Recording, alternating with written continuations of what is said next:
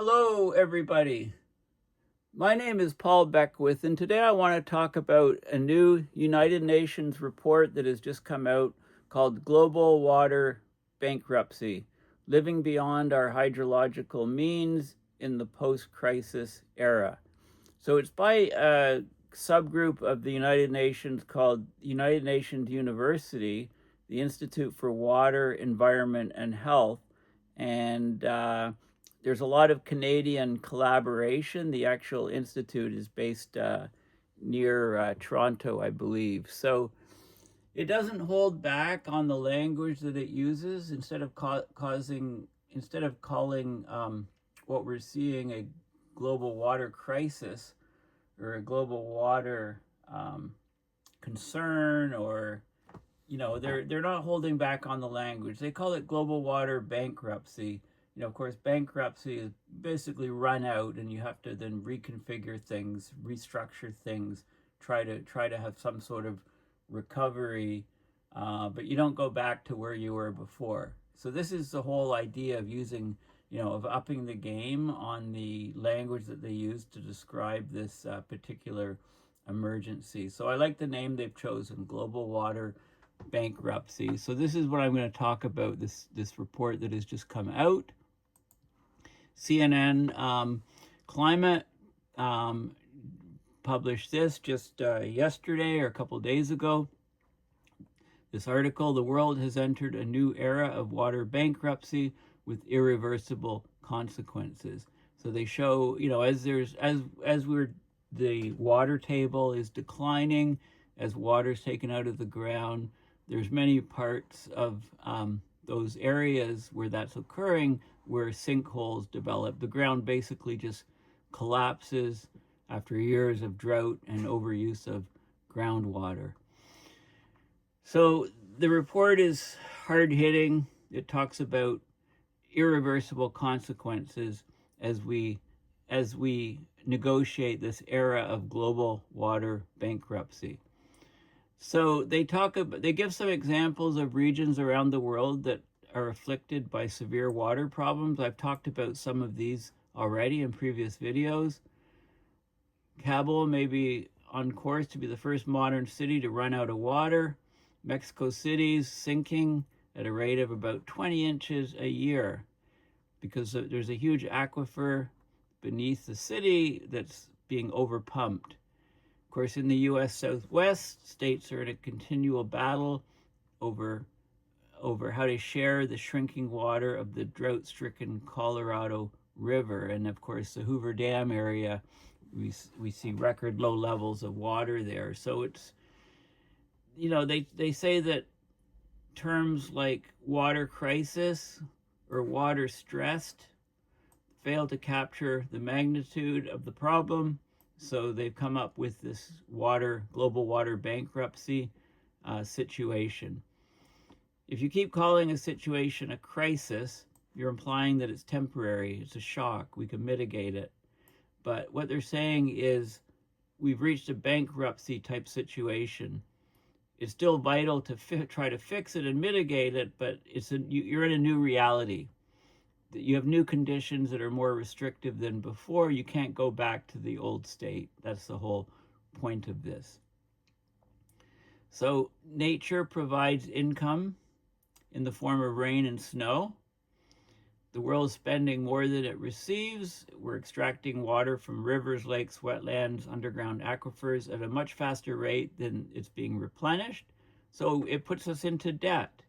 And then eventually you go through your savings and you reach bankruptcy. So this is what the concept of water bankruptcy is all about. So, we're over-extraction of water means we're shrinking rivers and lakes, drying up wetlands, aquifers or storage of water is declining. We're getting land crumbling and sinkholes as the water is taken out of the ground. We're getting desertification, lack of snow, melting glaciers. So basically, there's a lot of statistics in this report, and they're stark. More than 50% of the planet's large lakes have lost water since 1990. 70% of the planet's major aquifers are in long-term decline. An area of wetlands about the size of the EU has been erased over the past 50 years. Glaciers have shrunk 30% since 1970, and they're often like batteries or storage for water. Even in places where water systems are less strained, pollution's reducing the amount available for drinking. So many regions are living beyond their hydrological means, and it's impossible now to return to conditions that used to exist. So we're talking about huge numbers of the global population, the human consequences. Nearly 4 billion people face water scarcity for at least 1 month every year. This is the remains of a boat on a dry bed of what used to be a lake in northwestern Iran, December of 2025. So recently, the lake's shrunk due to drought, river damming, and groundwater extraction, and basically it's just a dried desert now. So instead of recognizing the problem and adjusting consumption, we take water for granted, like many other things that nature provides, and the credit lines keep increasing. So cities like LA, Las Vegas, Tehran, expansion and development has been encouraged despite limited water supplies. So everything churns along, everything looks all right until it's not, and then it's too late. So, some areas have a lot more water stress than others, of course. The Middle East and North Africa have high water stress and extreme vulnerability to climate extremes, weather extremes. There's groundwater-dependent farming in many places, ballooning urban populations, so the demand is just increasing, at very, very fast rates, and the supply is just not keeping up. And it talks again about the U.S. Southwest, the Colorado River. Water sharing agreements are based on an environmental situation that no longer exists. Drought shrunk the river. It's not a temporary crisis, it's a permanent new condition. We have less water than before. So this is showing the intake side of Hoover Dam on the Colorado River, quite close to Las Vegas, and Boulder City, Nevada, right? So the idea with water bankruptcy is, we need to move away from short-term emergency thinking and look at long-term strategies to reduce the irreversible damage. So we need to transform the way we do farming. Farming is the biggest user of in the globe of water. By shifting crops, have better irrigation, better water monitoring using AI and remote sensing, reducing pollution, increasing protection for wetlands and groundwater. Water could also be a bridge in a fragmented world. Okay, we're seeing more and more countries appreciating the value of water and the importance of it. Okay, so anyway, it goes on. So this is a very hard-hitting article. So let's go on and look at what the UN has done. So this is the United Nations University website, and they talk about the new report here on water. And some of the other work that they're doing. So world enters era of global water bankruptcy. You can download the report. It's free of charge. It's open source. And if this is an article by the UN on how we've entered an era of global water bankruptcy. So they introduced the report, had some press conferences. This was from the UN headquarters in New York on 20th of January, 2026. So the terms water stressed and water crisis just no longer cut it. We need to talk about water bankruptcy. This report tells an uncomfortable truth. Many regions are living beyond their hydrological means. Many critical water systems are already bankrupt. Okay, so there's all kinds of problems that they discuss in the report. It goes into lots of details. So, and I'll talk about some of these things more when I get into the report, but here's some of the stats that stick out. So 50% of the large lakes worldwide have lost water since the early 1990s. 25% of humanity is directly dependent on these lakes. So we're talking about 2 billion people plus. 50% is the global domestic water now derived from groundwater. So we're relying a lot on groundwater, and we're extracting too much, and it's causing all kinds of issues, and it eventually will run out. 40% plus irrigation water drawn from aquifers is being steadily drained. We're losing the storage of the water in the aquifers. 70% of the major aquifers around the world are showing long-term decline in water content.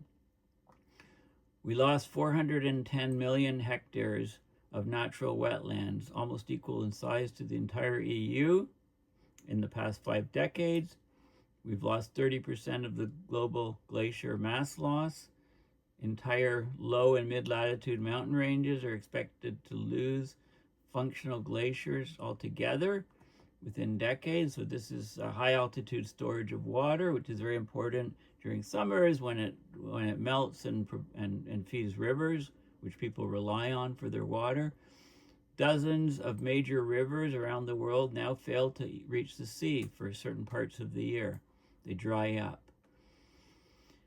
50 plus years is how long many river basins and aquifers have been overdrawing their accounts. We're getting sea level rise, water infiltration, seawater infiltration into soils. 100 million hectares of cropland has been damaged by the salt alone. 75% of humanity in countries classified as water insecure or critically water insecure. So we're talking about lots of people. 2 billion people are living on sinking ground that's subsiding. The annual drop of the ground in some cities, 25 centimeters or 10 inches, approaching a foot. 4 billion people face severe water scarcity at least 1 month of the year, of every year.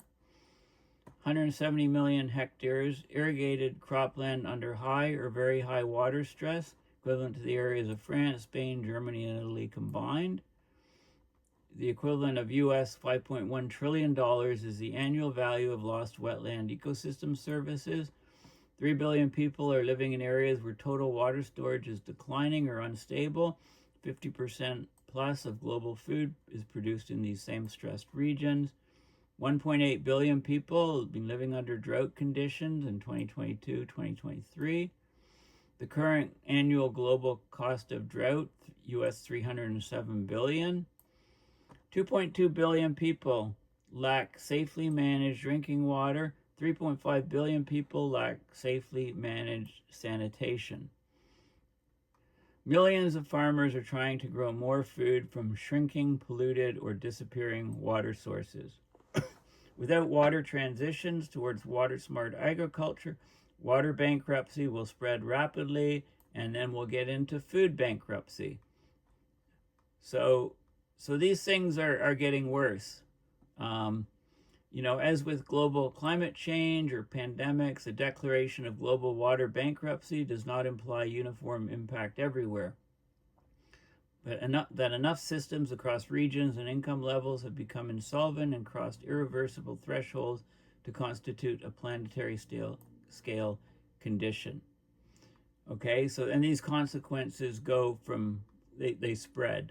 Okay, so there's a lot of details in this report. So let's have a look at some of the, and there's more details on some of the things I've discussed.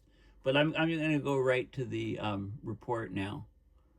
Okay, so first the UN main website, they talk about, they're having a United Nations Water Conference in early December in the United Arab Emirates. Perfect place to have it, in a place that is water stressed. And there's some more information here on the details of the United Arab Emirate Water Conference that they're planning on having. So they're having preparatory meetings and stuff. It's sort of like the COP version, but for water. And this is the report, Global Water Bankruptcy, Living Beyond Our Hydrological Means in the Post-Crisis Era. So there's links to all of these things in the description. This This United Nations University Institute, 13 institutes. One of the main ones is near Toronto, Richmond Hill, Ontario. That's where the United Nations University Institute for Water, Environment, and Health is.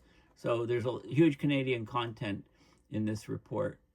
So what do they talk about? Well, of course, we don't need to emphasize water's fundamental to sustainable development, human well-being, planetary health. When water systems fail, the effects are swift and far-reaching. Harvest decline, energy systems like hydroelectrical power generation is disrupted, public health is endangered, cities become increasingly unlivable, livelihoods are lost, communities are displaced, tensions escalate, the foundations of peace and stability are underlined. So with climate change, biodiversity loss, land degradation, growing inequalities, water insecurity is a system risk that constrains progress, as we had tried to achieve these sustainable development goals. So, water bankruptcy, new language that they're using. Like I said, there's a lot of Canadian involvement in this organization in Richmond Hill. So they talk about the details of some of the things I've touched upon. I'm clearly not going to go in great detail on the whole report, but I'll look at some of the highlights. So the planet's entered the global water bankruptcy era, right? Long-term water use is exceeding renewable inflows and safe depletion limits. Parts of the water and natural capital, rivers, lakes, aquifers, wetlands, soils, and glaciers have been damaged beyond realistic prospects for a full recovery. So it needs a total rethinking. When you go bankrupt, you have to restructure to try to move onwards, and that's what needs to be done with global water. Nearly billions of people around the planet are water insecure. Nearly 3/4 of the world's population live in countries classified as water insecure or critically water insecure. That's about 6 billion people out of a total of just over 8 billion people. 2.2 billion people lack safely managed drinking water. 3.5 billion people lack safely managed sanitation. 4 billion people, that's half the globe's population, have severe water scarcity for at least 1 month a year. Surface waters are shrinking. Growing numbers of major rivers no longer reach the sea. They're depleted and dry up before they reach the sea. All the water's taken out. Or they fall below environmental flow needs for significant parts of the year. More than half of the world's large lakes have lost water since the early 90s. That affects about 2 billion people, or 1/4 of the global population. Right, we're losing wetlands. 410 million hectares over the last 5 decades. 177 million hectares of inland marshes and swamps.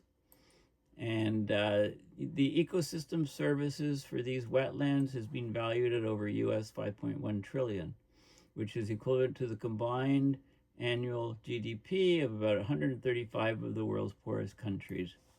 So we're talking about huge dollars here. We're getting groundwater depletion, land subsidence being widespread and irreversible. So groundwater provides about 50% of global domestic water use, over 40% of irrigation water. So tying both drinking water security and food production directly to rapidly depleting aquifers. Okay, so we're losing the storage of water in aquifers. We're getting huge land subsidence. Urban cities are suffering. Many urban cities, the land is sinking up to 10 inches or 25 centimeters per year because of water being taken out of the ground storage, the aquifers. And glaciers, we're losing the glacial water. As the glaciers melt, they're no longer water batteries or water storage areas. More and more droughts around the planet, more and more land and soil degradation. So we're basically, there's something called the planetary freshwater boundary. We've crossed it. two important elements of the freshwater cycle. So-called blue water is surface and groundwater, and green water, soil moisture. We've pushed them beyond a safe operating space, and our governance is no longer fit for purpose. And then there's an executive summary talking about all of these things. The ideas of, it's a UN, so they talk about trying to meet their sustainable development goals. The UN Sustainable Development Goal 6. It tries to commit the world to ensuring the availability and sustainable management of water and sanitation for all. So we're heading the wrong direction on that. They had to change the language, as I mentioned, to water bankruptcy from water crisis or water stress. And the idea of irreversibility and insolvency of the system are talked about. I like this one here. This shows you, so when you talk about water bankruptcy, the idea of water bankruptcy, right? You have supply, which is sort of like income. Water assets is the checking account plus savings account. You got surface water systems, regulate, store, and convey surface water, rivers, lakes, wetlands, and snowpacks. Then you have the aquifers. In this case, this is an underground aquifer, store water, stabilize seasonal variability. And then you have the water in the soils, the soil moisture, and then you have the glaciers. So those are all areas of water storage and supply or income. Let's take your checking account if you like. Savings account is like the glaciers and the aquifers. Then you have the water expense, the use, the expenditure. So for people, drinking water, running cities, running factories, growing food, irrigation, and running industries and economies, and for energy, hydroelectric power, etc. So you have you can look at it purely from a balance sheet sort of thing, and if you do that, we're in global water bankruptcy. So we're already there. The key message: the world is already in the state of water bankruptcy. Saying water stress and water crisis is not adequate anymore. The water bankruptcy management must involve insolvency and then irreversibility and starting over again with what we have left. Okay. So there's a lot of details of each of the different sections. Like this is an incredible image. This is the Lake Urmia in northwest Iran. Okay, it's basically dried up. There's just salt left over. Maybe a little, I don't know if there's a little bit of water down here, but basically the water was, the rivers were all depleted. The lake bed is just now a new source of salt and dust storms. These are areas of the planet that have vulnerability to water-related challenges, going from low to high. The darker the red, and you can see many regions of the world are stressed. We're lucky in North America. Australia is pretty lucky too. This is at the second highest level, and Canada and a few other countries are at the lowest level of water vulnerability. This is showing the Dead Sea, which is a landlocked salt lake bordering Jordan, Israel, and the West Bank of Palestine. It shrunk significantly since the 1930s, and you can see, these areas are sectioned off to extract salt and other minerals from, but the water is vanishing. This is, as water is more and more constrained on this planet, we're getting more and more water-related conflicts. So this is a number of incidents per year, conflicts worldwide, and you can see the increase in the number. These are water-related conflicts. So it looks to me like an exponentially rising curve here.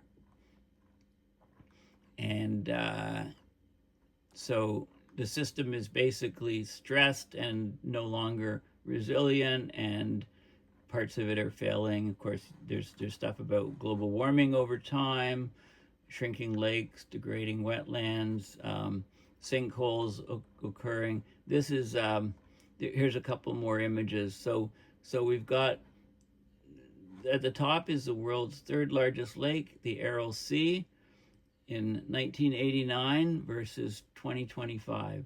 Almost completely vanished, except for some water up here in this deeper region and slivers over here. But it's basically dried up.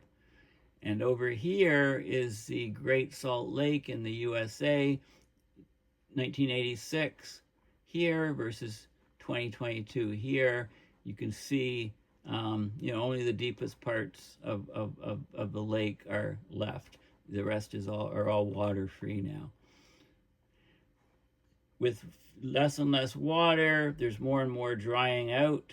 There's more and more wildfires around the planet. This is the number of people that are exposed to these wildfires in different regions. The rate of increase of global human exposure to wildfire, more and more people are being exposed to risks from wildfire. Changes in terrestrial water storage, those are under aquifers. There's some increases in a few areas, but most areas are in severe depletion of water storage from aquifers. Land subsidence is becoming a big problem. This is subsidence in millimeters per year.